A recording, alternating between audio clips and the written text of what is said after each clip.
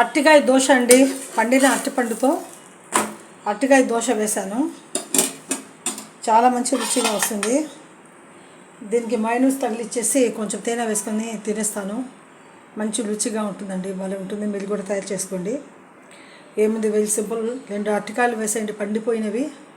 ఒక కోడిగుడ్డు, కొంచెం సోడా పొడి, కొంచెం ఉప్పు, ఆ తర్వాత వేసేసి దీన్ని హాయిగా దోశలాగా వేసుకొని మైనస్ తగిలిచ్చేసి దాని మీద తేనె వేసేసి హాయిగా రుచిగా తినేయండి. మీ బ్రేక్ఫాస్ట్ వెరీ సింపుల్ అండ్ చాలా ఈజీగా ఉంటుంది, చాలా ఫాస్ట్గా ఉంది.